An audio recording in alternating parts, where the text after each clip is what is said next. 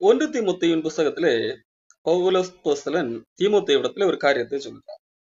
ஒன்று தீமோத்தேயுவின் புஸ்தகம் 4ஆம் அதிகாரம் 8வது வசனம். சரீர முயற்சி அற்ப பிரயோஜனம் உள்ளது, தேவ பக்தியானது இந்த ஜீவனுக்கும் இதற்கு பின்வரும் ஜீவனுக்கும் வாக்குத்தத்தம் உள்ளது ஆகையால் எல்லாவற்றிலும் பிரயோஜனம் உள்ளது. இந்த வார்த்தை உண்மையும் எல்லா அங்கீகரிப்புக்கும் பாத்திரமா இருக்கிறது என்கின்ற ஒரு வார்த்தையை தீமோத்தேயுவுக்கு பவுல் அப்போஸ்தலன் சொல்றார்.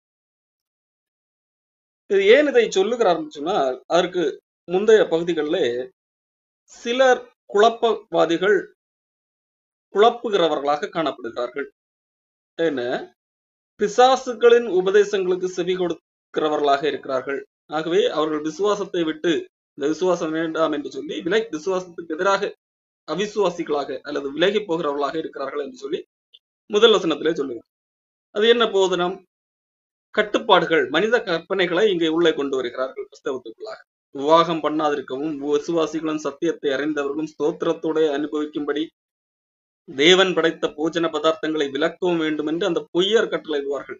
இது எல்லாமே பிசாசின் போதனை என்று சொல்லி சொல்லப்படுகிறது. இதைத்தான் இன்றைக்கு சில சிபிஎம் போன்றவைகள் பின்பற்றி கொண்டிருக்கிறார்கள். அதெல்லாம் பிசாசினுடைய உபதேசம் என்று சொல்லி சொல்லப்பட்டிருக்கிறது. காரணம், தேவன் படைத்ததெல்லாம் நல்லதாக இருக்கிறது, அதை சாப்பிடுவதனால் அப்படி சாப்பிடக்கூடாது என்றெல்லாம் அர்த்தம் அல்ல. அது தேவவசனத்தினாலும் ஜெபத்தினாலும் பரிசுத்தமாக்கப்படும். இவைகளை நீ சகோதரருக்கு போதித்து வந்தால் விசுவாசத்துக்குரிய வார்த்தைகளிலும் நீ அனுசரித்த நற்போதகத்திலும் தேர்ந்தவனாகி இயேசு கிறிஸ்துவுக்கு நல்ல ஊழியக்காரனாக இருப்பாய் என்று சொல்லிவிட்டு ஒரு காரியத்திலிருந்து விலக சொல்லுகிறான். சீர்கேடும் கிழவிகள் பேச்சுமாயிருக்கிற கட்டுக்கதைகளுக்கு விலகி தேவ பக்திக்கு ஏதுவாக முயற்சி பண்ணு. அதாவது பழமையான கிழவிகள் பேச்சு என்று சொன்னால் அவர்கள் வாக்கி வந்தது ஏதாவது கட்டுக்கதைகளை எல்லாம் பேசிக் கொண்டிருப்பார்கள். அர்த்தமற்ற விதத்திலே அவர்கள் ஏதாவது பேச வேண்டும், அவர்களுக்கு நேரப்போக்கு என்பதற்காக பேசிக் கொண்டிருப்பார்கள். அது சீர்கெடுக்கக்கூடிய ஒன்றாக இருக்கும். அந்த அப்படிப்பட்ட அது என்ன அப்படிப்பட்ட காரியங்களிலே உன்னுடைய நேரத்தை போக்கி விடாதே, மாறாக தேவ பக்திக்கு ஏதுவாக முயற்சி பண்ணு என்று சொல்லிவிட்டுதான் இந்த காரியத்தை சொல்கிறார். சரீர முயற்சி அற்ப பிரயோஜனம் உள்ளது. அப்போ தேவ பக்திக்கு ஏதுவாக முயற்சி பண்ணு என்று சொல்லுகிறார். அதை தேவ பக்திக்கு ஏதுவாக பயிற்சி செய், முயற்சி பண்ணு என்கின்ற வார்த்தையை பயன்படுத்த. அதை அடுத்ததாக இன்னும் மேலும் ஒரு புரிய வைப்பதற்காக தீமோத்தேயு செய்கின்ற ஒரு காரியத்தை ஒப்பிட்டு சொல்லுகிறார். சரீர முயற்சி அல்லது உடற்பயிற்சி. தீமோத்தேயு கண்டிப்பாக உடற்பயிற்சி செய்யக்கூடிய நபராக இருக்க வாய்ப்பு இருக்கிறது. ஆகவே அதை ஒப்பிட்டு ஒரு காரியத்தை சொல்லுகிறார். உடற்பயிற்சி சரீரத்திற்கு கொஞ்சம் பயன் கொடுக்கக்கூடிய ஒன்று, அற்ப பிரயோஜனம் உள்ளது என்று சொன்னால் அதனால் கொஞ்சமாக பிரயோஜனம் உண்டு. சரீரத்திற்கு உடற்பயிற்சி செய்வது நல்லது, அதனால் பிரயோஜனம் உண்டு என்கின்ற காரியத்தை சொல்லுகிறார். அது தேவ பக்திக்கு அதாவது சரீர முயற்சி என்று சொன்னால் உடற்பயிற்சி. அப்போ அது சரீரத்திற்கு என்னது, ஒருவேளை இரத்த ஓட்டத்தை சீராக்கும், உடல் நிலையை சரியாக கட்டுக்கோப்பாக வைத்திருக்க உதவும். இப்படி உடலுக்கு சில நல்ல விஷயங்களை அது செய்யலாம். ஆகவே அதனால் பிரயோஜனம் உண்டு. ஆனால் அது என்னது, நான் இனிமேல் சொல்ல போகிற காரியத்தோடு ஒப்பிடும்போது அது ஒரு கொஞ்சமான பிரயோஜனம் தான். அப்போ இதற்கு நீ எப்படி சரீர முயற்சி அல்லது உடற்பயிற்சிக்கு எப்படி முக்கியத்துவம் கொடுக்கிறாயோ அதை காட்டிலும் மிக மிக பிரயோஜனமான ஒரு காரியம் இருக்கிறது, அதற்கு அதிக முக்கியத்துவம் கொடுக்க வேண்டும் என்கிறதற்காக ஒரு கம்பேரிசனை இங்கு வைக்கிறார். அப்போ உடற்பயிற்சியினால் ஒரு மனிதனுடைய உடலுக்கு கொஞ்சம் பிரயோஜனம் இருக்கிறது, நன்மை இருக்கிறது.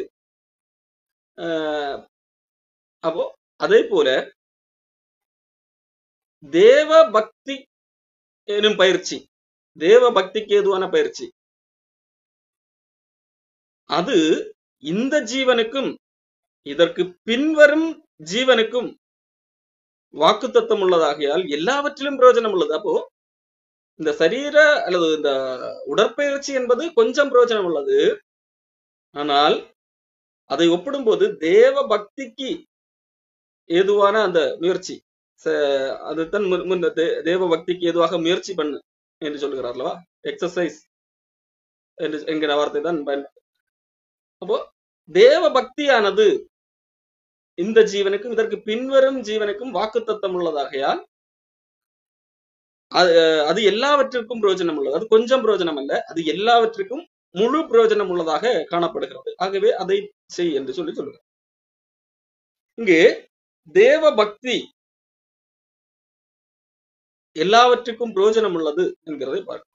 இந்த தேவ பக்தி எதன் அடிப்படையிலே வருகிறது என்கிறதை நாம் புரிந்து கொள்ள வேண்டும். இது 1 தீமோத்தேயுவின் புஸ்தகம் 3ஆம் அதிகாரத்திலே இதே போல அப்போஸ்தலன் ஒரு காரியத்தை 16ஆம் வசனம். 1 தீமோத்தேயு 3:16. அன்றியும் தேவ பக்திக்குரிய ரகசியமானது யாவரும் ஒப்புக்கொள்ளுகிறபடியே மகா மேன்மை உள்ளது. தேவ பக்திக்கு ஏதுவான பக்திக்குரிய ரகசியம் என்பது யாவரும் ஒப்புக்கொள்ளுகிறபடியே மகா மேன்மை உள்ளது. அது என்னவென்றால், தேவன் மாம்சத்திலே வெளிப்பட்டார், ஆவியிலே நீதி உள்ளவர் என்று விளங்கப்பட்டார், தேவதூதர்களால் காணப்பட்டார், புறஜாதிகளிடத்திலே பிரசங்கிக்கப்பட்டார், உலகத்திலே விசுவாசிக்கப்பட்டார், மகிமையிலே ஏறெடுத்துக் கொள்ளப்பட்டார். இந்த தேவ பக்தி என்கிறது இந்த ரகசியத்தின் அடிப்படையில வர வேண்டும். காரணம், தேவ பக்தி என்கின்ற வார்த்தை எல்லாரும் பயன்படுத்தக்கூடிய ஒன்றுதான், எல்லா மதங்களிலும் எல்லா மக்களும் பயன்படுத்தக்கூடிய ஒன்றுதான். ஆனால் இங்கு பவுல் இங்கு தீமோத்தேயுக்கு குறிப்பிடும் போது தேவபக்தி என்பது எப்படி வேண்டுமானாலும் புரிந்து கொள்ளக்கூடிய ஒன்றாக இருக்கக்கூடாது, இந்த அடிப்படையில இருக்கக்கூடிய தேவபக்தி என்கிறதை புரிந்து கொள்ள வேண்டும். தேவபக்திக்கு ஏதுவாக பயிற்சி பண்ணு என்று சொல்லும் போது ஒவ்வொரு மனிதர்களுக்கும் அந்த தேவபக்தி என்கின்ற வார்த்தைக்குரிய அர்த்தம் ஒவ்வொரு விதமாக தெரியும். சரிதானே? சிலருக்கு இப்படி தூபம் காட்டுகிறது தேவபக்தி என்று நினைப்பார்கள். சிலருக்கு 24 மணி நேரமும் ஒரு இடத்துல விழுந்து கிடப்பது தேவபக்தி என்று நினைப்பார்கள். சிலருக்கு சில இடங்களிலே அங்கங்க கூட்டம் நடக்கல, ஒவ்வொரு கூட்டங்களிலே பங்கு கொள்வது அதுதான் தேவபக்தி என்று நினைப்பார்கள். ஆகவே எது தேவபக்தி என்கின்றதை குறித்த ஒரு அடிப்படை இருக்க வேண்டும். அதைத்தான் பவுல் ஆரம்பத்திலே சொல்லுகிறார். இந்த 4ஆம் அதிகாரம் ஆரம்பிக்கும் முன்பதாக 3ஆம் அதிகாரத்தின் கடைசி பகுதி, அங்கேயே எது தேவபக்தி எந்த அடிப்படையிலே இருக்க வேண்டும் என்கிறதை சொல்லிவிட்டு தான் இங்கே வருகிறார். தேவ பக்திக்கு உரிய ரகசியம் எது? யாவரும் ஒப்புக்கொள்ளுகிறபடி அது மகா மேன்மை உள்ளது. தேவன் மாம்சத்திலே வெளிப்பட்டார், ஆவியிலே நீதி உள்ளவர் என்று விளங்கப்பட்டார், தேவதூதர்களால் காணப்பட்டார், புறஜாதிகளிடத்திலே பிரசங்கிக்கப்பட்டார். அதாவது இது இயேசு கிறிஸ்து இங்கே பூமிக்கு மாம்சத்திலே வந்ததையும் அவர் பரமேறி போனதையும் அதை மக்கள் விசுவாசிக்கிறதையும் குறித்த ஒரு சுருக்கமான பகுதியை சொல்லுங்க. சுருக்கமாக சொல்ல வேண்டாம், இயேசு கிறிஸ்துவை பற்றிய சுவிசேஷம், அந்த சுவிசேஷத்தை உள்வாங்கிக் கொள்வதுதான் தேவ பக்தி என்கிறதைத்தான் இங்கே பவுல் சொல்ல வருகிறார். இதற்கு ஒப்புமையான ஒரு வசனம் தான் 1 கொரிந்தியர் புஸ்தகத்திலே 15ஆம் அதிகாரத்திலே பவுல் கூறுகின்ற வார்த்தையாகவும் இருக்கு. நான் உங்களுக்கு பிரசங்கித்த சுவிசேஷத்தை மறுபடியும் சொல்லுகிறேன், நான் உங்களுக்கு பிரசங்கித்த பிரகாரமாக நீங்கள் அதை கை கொண்டிருந்தால் அதனாலே ரட்சிக்கப்படுவீர்கள், மற்றபடி உங்கள் விசுவாசம் வீண். நீங்கள் எப்படி வேண்டுமானாலும் ஏதோ ஒன்றை விசுவாசித்தால் நீங்கள் ரட்சிக்கப்படலாம் என்று நீங்கள் நினைப்பீர்கள் என்றால் அது வீண். அப்படி அல்ல, நான் பிரசங்கித்த பிரகாரம் நான் சொல்வதை நீங்கள் அப்படியே விசுவாசிக்க வேண்டும், அதான் விசுவாசம் என்பதாக சொல்லிவிட்டுதான் நான் அடைந்ததும் உங்களுக்கு பிரதானமாக சொல்லுகிறதும் என்னவென்றால், கிறிஸ்துவானவர் வேத வாக்கியங்களின்படி நமது பாவங்களுக்காக மரித்து அடக்கம் பண்ணப்பட்டு வேத வாக்கியங்களின்படி 3ஆம் நாளில் உயிர்த்தெழுந்த என்கின்ற அந்த காரியம் சொல்லப்படுது. கிட்டத்தட்ட அது அதற்கு ஒப்பான ஒரு காரியத்தை தான் இங்கேயும் சொல்லுகிறார். வார்த்தைகள் மாத்திரம் வித்தியாசமான வார்த்தை பயன்படுத்தப்பட்டிருக்கிறது, அதேதான் சுவிசேஷம். அப்போ இதுதான் தேவ பக்திக்குரிய ரகசியம். இந்த அடிப்படையிலே தான் நம்முடைய தேவ பக்தி இருக்க வேண்டும் என்கிறதை பவுல் இங்கு முதலாவது தெளிவுபடுத்துகிறார். இரண்டாவது, இந்த தேவ பக்தி இந்த சுவிசேஷத்தின் மூலமாக எந்த அடிப்படையிலே நமக்குள்ளாக வருகிறது என்பதை தீத்து புஸ்தகத்திலே பவுல புஸ்தகன் சொல்லுகிறார். தீத்து புஸ்தகத்திலே 2ஆம் அதிகாரத்திலே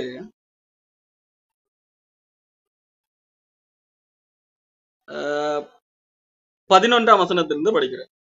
எல்லா மனுஷருக்கும் ரட்சிப்பை அளிக்கத்தக்க தேவ கிருபையானது பிரசன்னமாகி நாம் அவபக்தியையும் லௌகிக இச்சைகளையும் வெறுத்து தெளிந்த புத்தியும் நீதியும் தேவ பக்தியும் உள்ளவர்களாய் இந்த உலகத்திலே ஜீவனம் பண்ணி தேவ கிருபை ரட்சிப்பை அளிக்கத்தக்க தேவ கிருபையானது பிரசன்னமாகி அது என்ன செய்கிறது? தேவ கிருபை என்ன செய்கிறது? நம்முடைய அவபக்தி லௌகிக இச்சைகள் இதையெல்லாம் வெறுக்க வைக்கிறது. வெறுத்து தெளிந்த புத்தியும் நீதியும் தேவ பக்தியும் உள்ளவர்களாக தேவ பக்தி உள்ளவர்களாக நம் ஜீவனம் பண்ண வைக்கிறது. அப்படி ஜீவனம் பண்ணி நாம் நம்பி இருக்கிற ஆனந்த பாக்கியத்துக்கும் மகாதேவனும் நமது இரட்சகருமாகிய இயேசு கிறிஸ்துவனுடைய மகிமையின் பிரசன்னமாகுதலுக்கும் எதிர்பார்த்து காத்து கொண்டிருக்கும்படி நமக்கு போதிக்கிறது. அப்போ இது எப்படி வருகிறது? தேவ பக்தி உள்ளவர்களா இந்த உலகத்திலே ஜீவனம் பண்ணுவது என்பது கிருபை பிரசன்னமாகி அந்த கிருபை நமக்கு போதிப்பதனூடாக வருகிறது என்கிறதை இங்கே வேதாகமும் சுட்டிக்காட்டுகிறது. அப்போ தேவ பக்தி சுவிசேஷத்தின் அடிப்படையில இருக்க வேண்டும். அது எப்படி மனிதருக்குள்ளாக உருவாகிறது? அது போதனையினூடாக,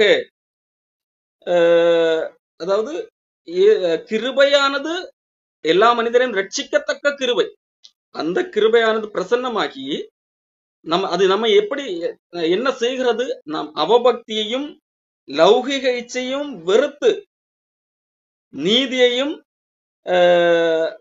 தேவ பக்தியும் உள்ளவர்களாக இந்த உலகத்திலே ஜீவனம் பண்ணி நாம் நம்பி இருக்கிற ஆனந்த பாக்கியத்துக்கு மகாதேவனும் நமது இரட்சகருமாகிய இயேசு கிறிஸ்துவனுடைய இந்த மகிமையின் பிரசன்னமாகுதலுக்கு எதிர்பார்த்து காத்து கொண்டிருக்கும்படி நமக்கு போதிக்கக்கூடிய ஒன்றாக இருக்கு. அப்போ கிருபை போதித்து நம்மை தேவ பக்திக்குள்ளாக நடத்தக்கூடிய ஒன்றாக இருக்கிறது. இன்னுமாக இது தீத்து புஸ்தகம் 1ஆம் அதிகாரத்திலே இந்த தேவ பக்தி எப்படி நமக்குள்ளாக வருகிறது என்றதை 3ஆம் வசனம். தீத்து 1ஆம் அதிகாரம் 3ஆம் வசனம். பொய்யுரையாத தேவன் ஆதி காலம் முதல் நித்திய ஜீவனை குறித்து வாக்குத்தத்தம் பண்ணி அதை குறித்த நம்பிக்கையை பற்றி தேவ பக்திக்கு ஏதுவான சத்தியத்தை அறிகிற அறிவும் விசுவாசமும் தேவனால் தெரிந்து கொள்ளப்பட்டவர்களுக்கு உண்டாகும்படி ஏற்ற காலங்களிலே நம்முடைய இரட்சகராகிய தேவனுடைய கட்டளையின்படியே எனக்கு ஒப்புவிக்கப்பட்ட பிரசங்கத்தினாலே தமது வார்த்தையை வெளிப்படுத்தினார். அப்போ இங்கே பவுலப்போஸ்தலன் தீத்துவிடத்துல ஒரு காரியத்தை சொல்லுகிறார். தேவன் ஆதி காலம் முதல் நித்திய ஜீவனை குறித்து வாக்குத்தத்தம் பண்ணினார். அதை குறித்த நம்பிக்கையை பற்றி, அந்த நித்திய ஜீவனை குறித்த நம்பிக்கையை பற்றி தேவ பக்திக்கு ஏதுவான, அப்ப அதை பற்றி ஒரு தேவ பக்தி வர வேண்டும். அந்த தேவ பக்திக்கு ஏதுவானது எது? இங்க பவுல் சொல்லுகிறார், அந்த தேவ பக்திக்கு ஏதுவான 2 காரியத்தை அவர் இங்கே சொல்லுகிறார். சத்தியத்தை அறிகிற அறிவு, 2வது விசுவாசம். சத்தியத்தை அறிகிற அறிவும் விசுவாசமும் தேவனால் தெரிந்து கொள்ளப்பட்டவர்கள் அவர்களுக்கு உண்டாக வேண்டும். அப்படி உண்டாவதற்கு என்ன செய்கிறார்? ஏற்ற காலங்களிலே தம்முடைய இரட்சகராகிய தேவனுடைய கட்டளையின்படி எனக்கு ஒப்புவிக்கப்பட்ட பிரசங்கத்தினாலே வார்த்தையை வெளிப்படுத்துகிறார். தேவ பக்தி உண்டாக வேண்டும் என்கிறதற்காக சத்தியத்தை அறிகிற அறிவு விசுவாசம் தேவைப்படுது. அவன் இந்த சத்தியத்தை அறிகிற அறிவும் விசுவாசமும் வர வேண்டும் என்கிறதற்காக தேவனால் அருளப்பட்ட வார்த்தை பிரசங்கத்தின் வழியாக சொல்லப்படுகிறது. அன்றைக்கு பவுல் பிரசங்கத்தின் வழியாக சொல்லப்பட்டார். அந்த பிரசங்கங்கள் தான் வேதாகத்திலே நிறுவங்களாக ஆக்கப்பட்டு அச்சிடப்பட்டு வேதாகமாக இன்றைக்கு இருக்கிறது. அப்போ இதன் வழியாக வருகிறது தேவ பக்தி. அப்போ தேவ பக்தி எதன் வழியாக வருகிறது? தேவனுடைய வார்த்தை வழியாக வருகிறது. இப்ப தேவனுடைய வார்த்தை வழியாக அது எப்படி நமக்குள்ளாக வருகிறது? அந்த தேவனுடைய வார்த்தை எல்லாருடைய கைகளிலும் கூட இருக்கலாம். ஆனால் அது எப்படி? அந்த வார்த்தையினூடாக சத்தியத்தை அறிகிற அறிவும் விசுவாசமும், அந்த சத்தியத்தை அறிகிற அறிவும் விசுவாசமும் வரும்போது தேவ பக்தி வருகிறதாக இருக்கு. காரணம், தேவ பக்திக்கு ஏதுவானது சத்தியத்தை அறிகிற அறிவும் விசுவாசவுமாக இருக்கிறது என்று சொல்லி இங்கு தீத்து புஸ்தகத்திலே பவுலப்போஸ்தலன் தெளிவாக கூறுகிறதை பார்க்கிறோம். அப்போ இந்த அடிப்படையிலே வருகிறது தான் தேவபக்தியாக இருக்க வேண்டும். அப்படித்தான் இருக்க முடியும். இன்னுமாக 2 பேதுரு புஸ்தகத்திலே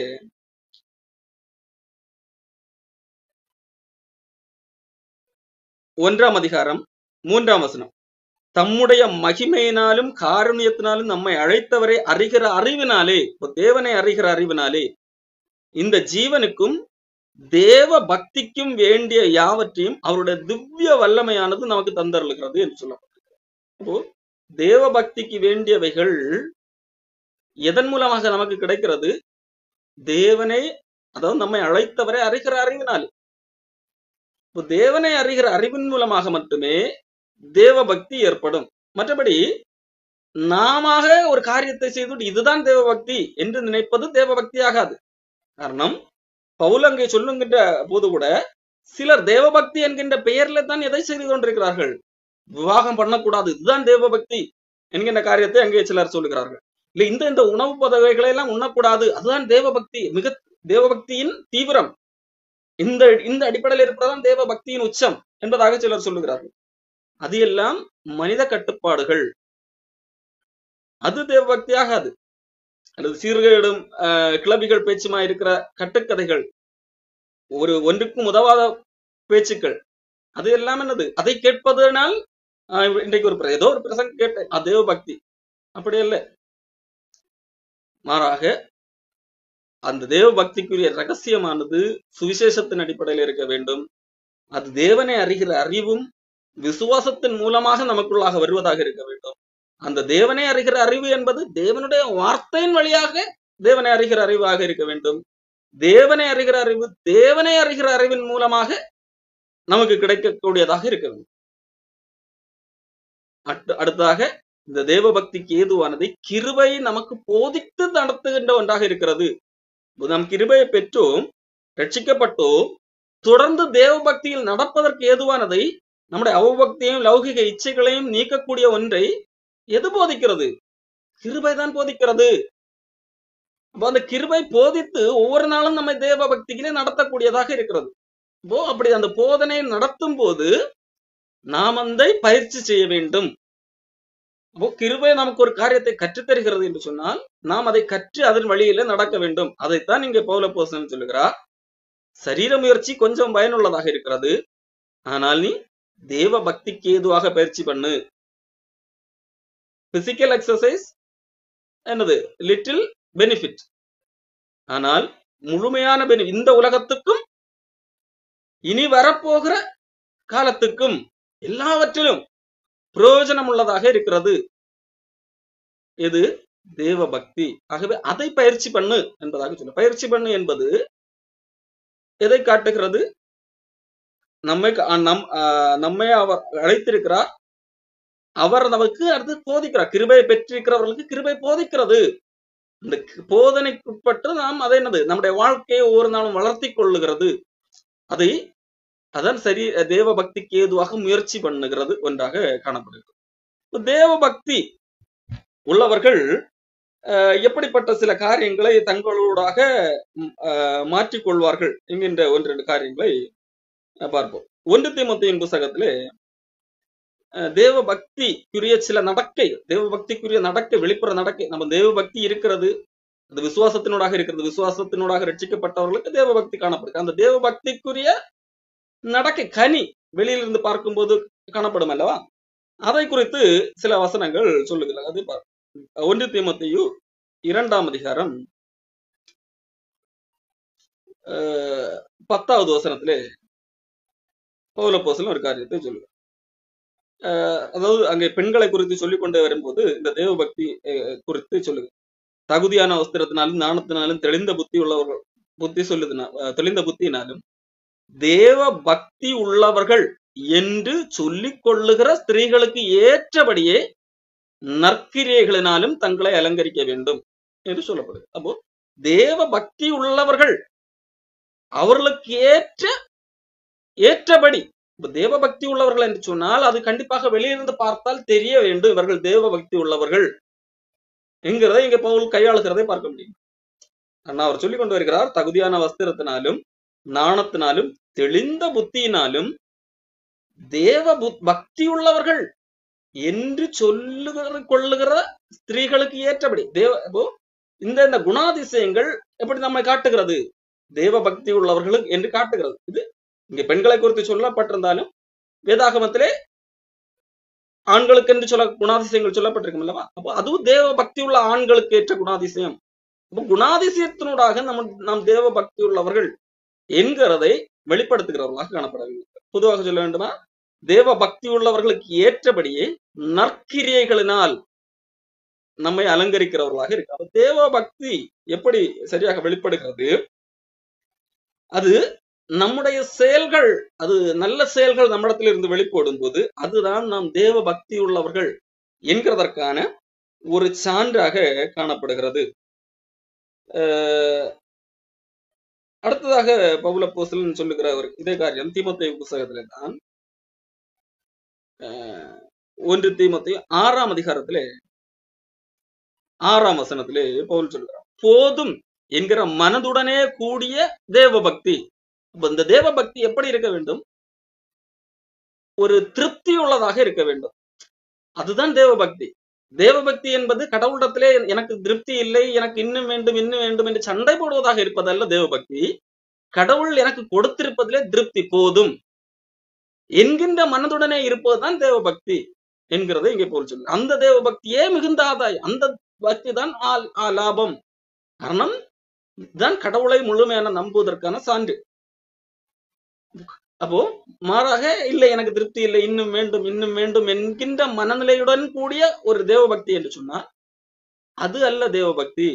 போதும் என்கிற மனதோடு கூட இருக்கக்கூடிய தேவ பக்தி, அதுதான் மிகுந்த லாபம், ஆதாயம் என்று சொல்லி சொல்லுவோம். அப்போ இங்க எது லாபம்? தேவ பக்தி போதும் என்கிற மனதோடு கூட இருக்கும் போது அது நமக்கு லாபமாக இருக்கிறது. அப்போ அதுதான் சரியான ஒரு தேவ பக்தியாக இருக்கக்கூடிய ஒன்றாக இருக்கு. அதே 1 தீமோத்தேயு 6ஆம் அதிகாரம் 5ஆம் வசனத்திலே அதற்கு நேர்மாறான ஒரு சிலரை குறித்தும் சொல்லுவார். கெட்ட சிந்தை உள்ளவர்களும் சத்தியம் இல்லாதவர்களும் தேவ பக்தியை ஆதாய தொழில் என்று எண்ணுகிறவர்களுமாயிருக்கிற மனுஷர்களால் உண்டாகும் மாறுபான தர்க்கங்களும் பிறக்கும், இப்படிப்பட்டவர்களை விட்டு விலகு. அப்போ தேவ பக்தியை ஆதாய தொழில் என்று எண்ணுகிறவர்களும் இருக்கிறார்கள். அது தேவ பக்தி அல்ல. அது அப்படி தேவ பக்தியை நான் தேவ பக்தி கொண்டிருக்கிறேன், இதை ஒரு லாபம் பார்க்கின்ற தொழில் என்னிடத்தில் இருக்கிற தேவ பக்தி என்பது என்னது? நான் சம்பாதிப்பதற்கான ஒரு யுக்தி.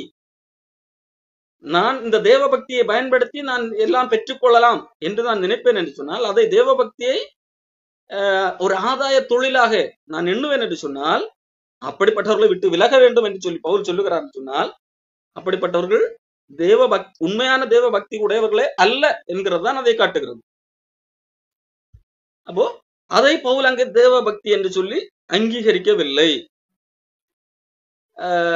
என்கிறதை நாம் புரிந்து கொள்ள வேண்டும். அடுத்ததாக முக்கியமான ஒரு காரியம், யாக்கோபு ஒரு காரியத்தை சொல்லுகிறார். யாக்கோபு 1ஆம் அதிகாரத்திலே கடைசி 2 வசனம், உங்களில் ஒருவன் தன் நாவை அடக்காமல் தன் இருதயத்தை வஞ்சித்து தன்னை தேவ பக்தி உள்ளவன் என்று எண்ணினால் அவனுடைய தேவ பக்தி வீணாக இருக்கும். இங்கே யாக்கோபு ஒரு காரியத்தை சொல்லும், உங்களில் ஒருவன் நாவை அடக்காமல் தன் இருதயத்தை வஞ்சித்து தன்னை தேவ பக்தி உள்ளவன் என்று எண்ணுகிறவர்களாக இருக்கிறார்கள். இப்போ வாய்ச்சவடால் விடுகிற ஒரு காரியம், தன்னை பெரிய ஆளாக வாய்ப்பேச்சு எதனால் வருகிறது? தன்னை பெரிய ஆளாக தனக்கு தானே எண்ணிக்கொள்வதனால் வருகிற ஒரு காரியம்தான் வாய்ப்பேச்சு. வாய்ப்பேச்சு என்பது மற்றவர்களை அசட்டை பண்ணுகின்ற விதத்திலே பேசுகிற பேச்சு, நான் மட்டும்தான் எல்லாம் தெரிந்தவன் என்கின்ற கர்வத்துடனான பேச்சு. அப்போ இதை குறித்து யாக்கோபு சொல்லும் போது அது தேவ பக்தியே அல்ல, அது தன்னைத்தானே ஏமாற்றிக் கொள்ளுகிற ஒரு செயல் என்பதை இங்கு தெளிவுபடுத்துகிறார். உனக்கு அடுத்தவனையும் உன்னை போல நீ நேசிக்க வேண்டும். அப்போ அதைத்தான் நீ உன் நாவை அடக்காமல் தன் இருதயத்தை வஞ்சித்து தன்னைத்தான் தேவ பக்தி உள்ளவர் எண்ணினால் தேவ பக்தி வீணாயிருக்கும். அடுத்த ஒரு காரியம் எது பக்தி என்பதையும் சொல்லுகிறார்.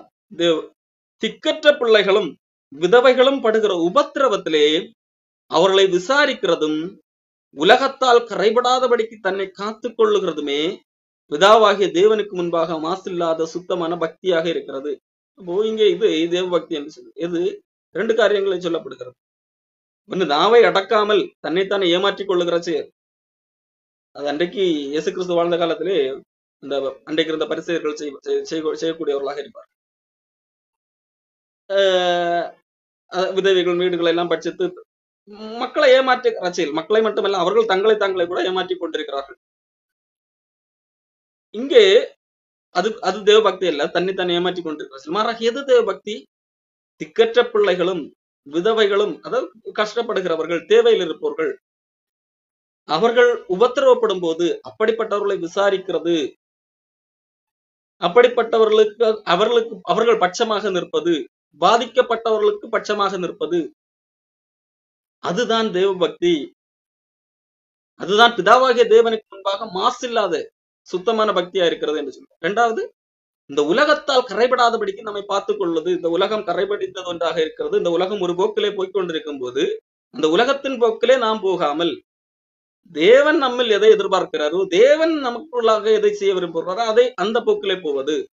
இந்த உலகத்துக்கொத்த வேஷம் தெரிக்காமல் வாழ்வது, அதுதான் பிதாவாகிய தேவனுக்கு முன்பாக மாசில்லாத பக்தியாக இருக்கிறது என்று சொல்லி பார். அப்போ இதுதான் தேவ பக்தி. தேவ பக்தி எதனோட எப்படி தோன்றுகிறது, அதை நாம் எப்படி பயிற்சி செய்ய வேண்டும் என்கிறதை குறித்து பார். இந்த தேவ பக்தி என்ன செய்கிறது என்று நாம் பார்த்தோம். இந்த ஜீவனுக்கும் இனிவரும் ஜீவனுக்கும் அது பிரயோஜனம் உள்ளதாக இருக்கிறது என்று சொல்லி பார்த்தோம். அப்படி பிரயோஜனம் உள்ளது என்கின்ற வார்த்தையை பயன்படுத்துவதற்கு முன்பாக பவுலப்போஸ்தலன் இடையில ஒரு வார்த்தையை பயன்படுத்துகிறார். என்ன? வாக்குத்தத்தம் உள்ளது ஆகையால் பிரயோஜனம் உள்ளது என்று சொல்லுவோம். அதாவது இந்த தேவ பக்தியானது இந்த ஜீவனுக்கும் இனிவரும் ஜீவனுக்கும் வாக்குத்தத்தம் உள்ளது ஆகையால் இது பிரயோஜனம் உள்ளது, எல்லாவற்றிலும் பிரயோஜனம் உள்ளது. என்ன வாக்குத்தத்தம் இருக்கிறது? தேவ பக்தியினூடாக இந்த ஜீவனுக்கு கிடைக்கின்ற வாக்குத்தத்தம் எது? இனி வரும் ஜீவனுக்கு கிடைக்கக்கூடிய வாக்குத்தத்தம் எது என்கிறதை நாம் அறிய வேண்டியது அவசியமாக இருக்கு. இந்த தேவ பக்தியினூடாக நமக்கு ஆண்டவர் இந்த உலகத்திலே பல வாக்குத்தத்தங்களை தந்திருக்கிறார். சுருக்கமாக அதை தான் சொல்லுகிறேன். மத்தேயு 28:20 ஆண்டவர் தன்னுடைய சீடர்களை பார்த்து கடைசியாக சொல்லும் போது, மத்தேயு புத்தகத்தின் கடைசி பகுதியிலே சொல்லப்பட்டது, இதோ நீங்கள் புறப்பட்டு போங்கள், சகல ஜாதிகள் சீசராய்க்கு ஞானஸ்தானம் கொடுங்கள், அதெல்லாம் சொல்லுகிறார் அல்லவா? தொடர்ந்து சொல்லுகிறார், இதோ உலகத்தின் முடிவு பரியந்தமும் நான் உங்களோடு கூட இருக்கிறேன் என்று சொல்லி சொல்லுங்க. ஆண்டவர் இந்த உலகத்தின் முடிவு பரியந்தம் நம்மோடு கூட இருக்கிறார் என்று சொல்லி வாக்குத்தத்தம் பண்ணி இருக்கிறார்.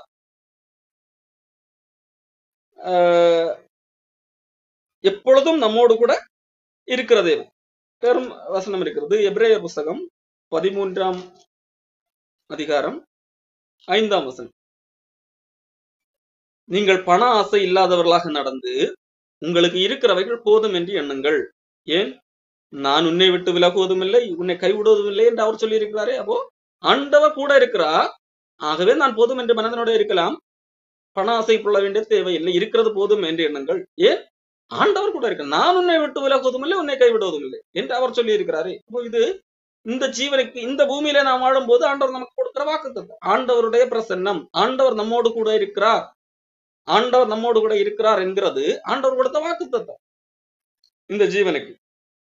2வது, ஆண்டவர் இந்த பூமியிலே கொடுத்த வாக்குத்தத்தம் எதுவென்றா, யோவான் புஸ்தகத்திலே 14ஆம் அதிகாரம் 16-17 வசனத்திலே இயேசு கிறிஸ்து ஒரு காரியத்தை சொல்றார். நான் பிதாவை வேண்டிக் கொள்வேன், அப்பொழுது என்றென்றைக்கும் உங்களோட கூட இருக்கும்படி சத்திய ஆவியாகிய வேறொரு தேற்றவாளனை அவர் உங்களுக்கு தந்தருள்வார். உலகம் அந்த சத்திய ஆவியானவரை காணாமலும் அறியாமலும் இருக்கிறபடியால் அவரை பெற்றுக்கொள்ள மாட்டாது. அவர் உங்களுடனே வாசம் பண்ணி உங்களுக்குள்ளே இருப்பதால் நீங்கள் அவரை அறிவீர்கள் என்று சொல்லி சொல்லப்பட்டிருக்கிறது. அடுத்ததாக தொடர்ந்து நாம் அதை குறித்து படிக்கும் போது, அவர் சுயமாக பேசாமல் 26ஆம் வசனத்தில், என் நாமத்தினாலே பிதா அனுப்ப போகிற பரிசுத்த ஆவியாகிய தேற்றவாளனை எல்லாவற்றையும் உங்களுக்கு போதித்து நான் உங்களுக்கு சொன்ன எல்லாவற்றையும் உங்களுக்கு நினைப்பூட்டுவார் என்று சொல்லப்பட்டிருக்கிறது. அடுத்ததாக அவர் பாவத்தை குறித்து, நீதியை குறித்து, நியாயத்தீர்ப்பை குறித்து கண்டித்துணர்த்துவார் பரிசுத்த ஆவி வரும்போது என்று சொல்லி யோவான் 16ஆம் அதிகாரத்திலே சொல்லப்பட்டிருக்கிறது. இப்படி இது வாக்குத்தத்தம், பரிசுத்த ஆவியானவரை குறித்து தரப்பட்ட வாக்குத்தத்தம். ஆகவே தான் புதிய ஏற்பாட்டிலே நிருபங்களிலே எழுதும் போது வாக்குத்தத்தம் பண்ணப்பட்ட பரிசுத்தாவி என்று சொல்லப்பட்டிருக்கு. யோவான் 7ஆம் அதிகாரத்திலே கூட இயேசு கிறிஸ்து சொல்வார், 37ஆம் வசனம் நினைக்கிறேன், என்னிடத்தில் விசுவாசமாயிருக்கிறவரிடத்திலிருந்து ஜீவ தண்ணீர் உள்ள நதிகள் புறப்படும், தம்மை விசுவாசிக்கிறவர்கள் அடைய போகிற ஆவியை குறித்து இப்படி சொன்னார் என்று சொல்லி சொல்லப்பட்டிருக்கு. அப்போ இயேசு கிறிஸ்து அங்க வாக்கு கொடுக்கிறார், என்னை விசுவாசிக்கிறவனுக்கு என்னது, அவர்கள் ஆவியை அடைவார்கள். அதான் வாக்கு தத்துவம். எபேசியர் 1:13, நீங்கள் உங்கள் ரட்சிப்பின் சுவிசேஷமாகிய சத்திய வசனத்தை கேட்டு விசுவாசிகள் ஆனபோது வாக்குத்தத்தம் பண்ணப்பட்ட பரிசுத்த ஆவியால் அவருக்குள்ளாக முத்திரைப்படப்பட்டிருக்கு. அப்போ இது இந்த பூமியிலே நமக்கு ஆண்டவர் வாக்குத்தத்தம் பண்ணின பரிசுத்த ஆவியானவராக இருக்கிறார். அடுத்ததாக இந்த பூமியிலே ஆண்டவர் நமக்கு கொடுக்கிற வாக்குத்தத்தம் யோவான் புஸ்தகம் 14ஆம் அதிகாரத்திலே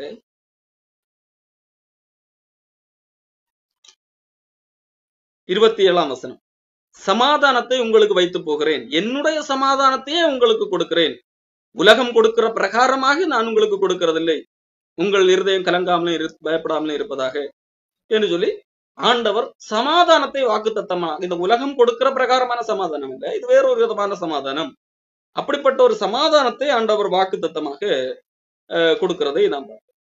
அதாவது இந்த உலகம் கொடுக்கிற சமாதானம் என்பது என்றது நாம் ஆசைப்பட்டது கிடைக்கும் போது உலகம் சமாதானம், நாம் விரும்புகிறது நடந்தால் இந்த உலக ரீதியிலான சமாதானம். ஆனால் தேவன் கொடுக்கிற சமாதானம் என்பது இந்த உலகத்திலே எது எப்படி நடக்கிறதோ எது நடக்கிறதோ ஆண்டவர் கூட இருக்கிறார், ஆண்டவர் நம்மை அதிலிருந்து சரியாக நடத்துவிக்கிறார் என்கிற அடிப்படையிலே நமக்கு சமாதானம் வருகிறது. பாருங்கள், ஒரு பிரச்சனை வருகிறது, ஒரு துக்கமான சூழ்நிலை, உங்களுக்கு கவலை பிரச்சனை என்று சொன்னால் அதை ஆண்டவர் எப்படி செய்கிறார்? பிலிப்பியர் 4ஆம் அதிகாரம் 6ஆம் வசனம், நீங்கள் ஒன்றுக்கும் கவலைப்படாமல், அப்போ எல்லாவற்றையும் குறித்து உங்கள் விண்ணப்பங்களை ஸ்தோத்திரத்தோட கூடிய ஜெபத்தினாலும் வேண்டுதல்னாலும் தேவனுக்கு தெரியப்படுத்துங்கள்.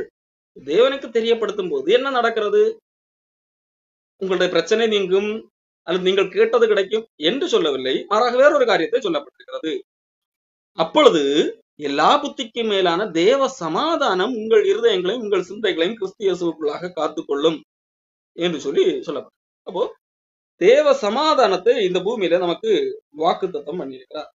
அடுத்ததாக மத்தேயு 6ஆம் அதிகாரத்திலே இயேசு கிறிஸ்து சொன்னார், ஆகாயத்து பறவைகளை கவனித்து பாருங்கள், அவைகள் விதைப்பதும் இல்லை, அது இல்லை என்றெல்லாம் பல காரியங்களை சொல்லிவிட்டு முடிக்கும் போது, எண்ணத்தை உண்போம், எண்ணத்தை குடிப்போம், எண்ணத்தை உடுப்போம் என்று கவலைப்படாதிருங்கள், இவைகளெல்லாம் அஞ்ஞானிகள் நாடி தேடுகிறார்கள், இவைகளெல்லாம் உங்களுக்கு வேண்டியவைகள் என்று உங்கள் பரமபிதா அறிந்திருக்கிறார்.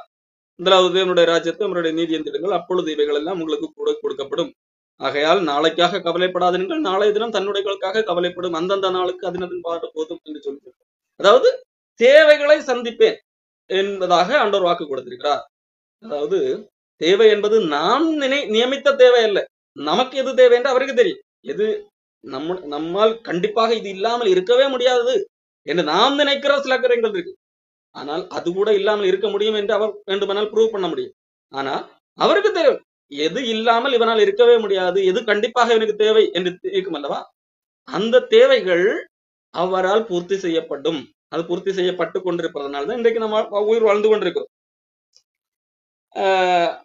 ஆகவே தேவைகளை சந்திப்பு என்கிறதாக ஆண்டவர் இந்த பூமிக்குரிய ரீதியிலே தான் வாக்குத்தத்தம் பண்ணியிருக்கிறார். யாக்கோபு 1ஆம் அதிகாரத்திலே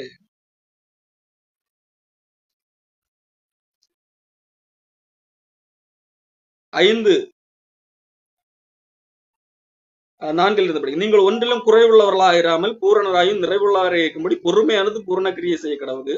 உங்களில் ஒருவன் ஞானத்தில் குறைவுள்ளவனாக இருந்தால் யாவருக்கும் சம்பூர்ணமாய் கொடுக்கிறவரும் ஒருவரையும் கடிந்து கொள்ளாதவருமாகிய தேவனிடத்தில் கேட்க கடவன், அப்பொழுது அவனுக்கு கொடுக்கப்படும் என்பதாக ஆண்டவர் இங்கே சொல்லுங்க. அதாவது ஆண்டவருடைய வழி நடத்துதல் இங்க ஆண்டவர் அங்க மேலே சொல்லும் போது சோதனை அகப்படுகிறதை குறித்து சொல்லப்பட்டிருக்கிறது. சோதனையில் அகப்படாமல் எப்படி தப்பிப்பது, அதுக்கு உங்களுக்கு பொறுமை வேண்டும், அதற்குரிய ஞானம். அப்ப அதுல என்னால தப்பிக்கவே முடியவில்லை, அப்ப அதுக்கேற்ற ஞானம் இல்லை என்கின்ற ரீதியில இருப்பீங்களா, அது ஆண்டவர் தருவார் என்று சொல்லு. ஆண்டவருடைய வழி நடத்துதல், கைடன்ஸ் மற்றும் ஆண்டவர் தருகிற ஞானம், அது நமக்கு வாக்குத்தத்தமாக கொடுக்கப்பட்டிருக்கிறது. அடுத்ததாக ஆண்டவர் கொடுத்திருக்கிற வாக்குத்தத்தம் 1 கொரிந்தியர் புஸ்தகம் 10ஆம் அதிகாரத்திலே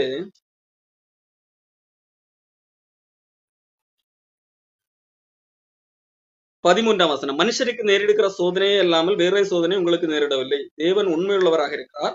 உங்கள் திராணிக்கு மேலாக நீங்கள் சோதிக்கப்படுவதற்கு இடம் கொடாமல் சோதனையோட கூட சோதனையோட கூட அதை தாங்கத்தக்கதாக, சோதனையை தாங்கத்தக்கதாக சோதனையோட கூட தப்பிக்கொள்ளும்படியான போக்கையும் உண்டாக்குவார். இப்போ இதுல முதலாவது திராணிக்கு மேலாக சோதிக்க விடமாட்டார் என்கிற ஒரு வாக்கு தத்தம் கொடுத்திருக்கிறார். மட்டுமல்ல, சோதனையை தாங்கத்தக்கதாக சோதனையை தாங்கத்தக்கதாக ஒரு காரியத்தை செய்கிறார். அந்த சோதனையிலிருந்து தப்புக்கொள்ளும்படியான போக்கையும் உண்டாக்குகிறவராக இருக்கிறார். சோதனையே இல்லை என்று சொல்லவில்லை. மனுஷருக்கு நேரிடுகிற சோதனை எல்லாருக்கும் மனுஷருக்கும் உண்டு. அந்த சோதனை திராணிக்கு மிஞ்சி இருக்காது என்று வாக்கு பண்ணியிருக்கிறார். அது சோதனை தாங்கத்தக்கதாக, அந்த சோதனையிலிருந்து தப்பிக்கொள்ளும்படியான போக்கையும் வழி நடத்தலையும் உண்டாக்குகிறவராக இருக்கிறார். இது ஆண்டவர் கொடுத்த வாக்கு தத்தமாக இருக்கிறது. அடுத்ததாக மகிழ்ச்சியை தருகிறவராக இருக்கிறார். இந்த எல்லா சூழ்நிலைகளிலும் ஆண்டவர் மகிழ்ச்சி தருகிறவராக இருக்கிறார். யோவான் 15ஆம் அதிகாரத்திலே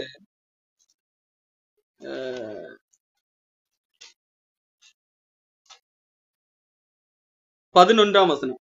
என்னுடைய சந்தோஷம் உங்களில் நிலைத்திருக்கும்படிக்கும் உங்களுடைய சந்தோஷம் நிறைவாக இருக்கும்படிக்கும் இவைகளை உங்களுக்கு சொன்னேன் என்பதாக இங்க சொல்லுகிறாங்களா. இப்போ ஆண்டவர் சந்தோஷம், ஆண்டவருடைய சந்தோஷத்தையே அவர் நமக்கு தருகிறவராக இருக்கு. அடுத்ததாக சொல்ல வேண்டும் என்றால் சுருக்கமாக சொல்லுகிறேன். நோக்கம் ரோமர் 8ஆம் அதிகாரம் 28வது வசனம்.